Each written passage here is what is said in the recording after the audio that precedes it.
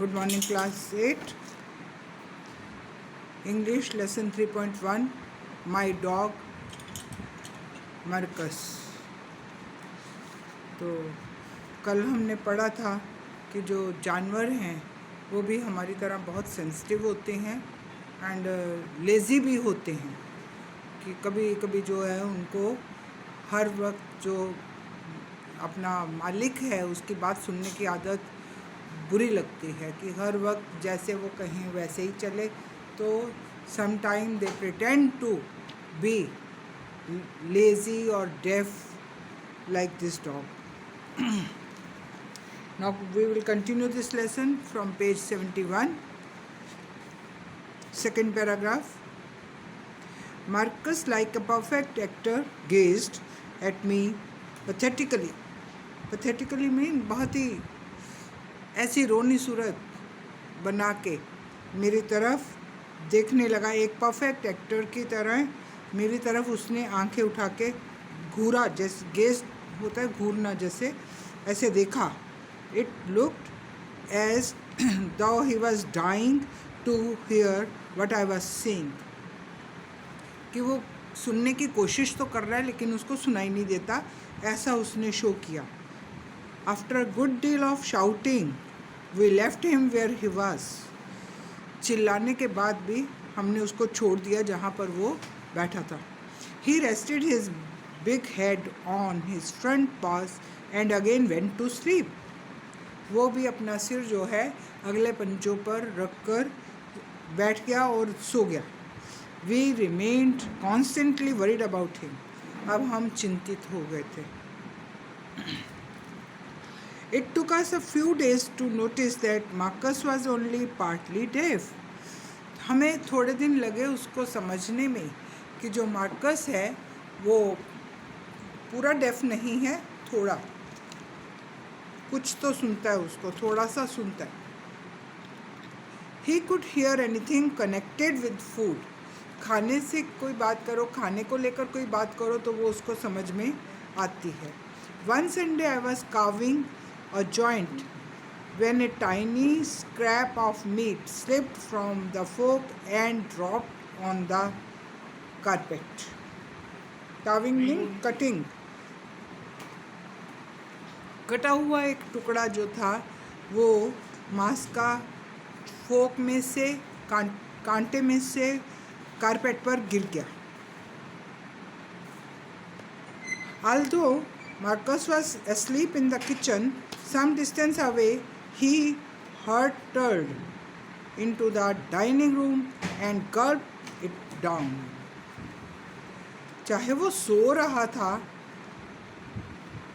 थोड़ी दूरी पर किचन में सो रहा था, लेकिन जैसे ही वो टुकड़ा कारपेट पर गिरा तो वो दौड़ के किचन में आया और उसको ले लिया, खा लिया उसको, टुकड़े को. Hey are not you deaf, I said.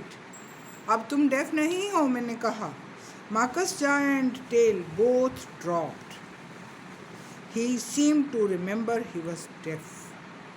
अब जो उसकी पूंछ हिल रही थी मज़े में, मस्ती में, वो स्टॉप हो गई. उसके जो जॉज थे वो भी दोनों स्टॉप हो गए और उसको याद आ गया कि मैं तो बहाना कर रहा था डेफ होने का, बहरा होने का. Not much later, he failed to hear 3 repeated commands to come out for a walk. अब उसको फिर याद आ गया कि मेरे को 3 बार बोला गया था कि वॉक के लिए चलो. But he leapt to his feet at the arrival of the butcher. Now we became pretty sure that he was only pretending to be deaf. उसकी इस हरकत को देखकर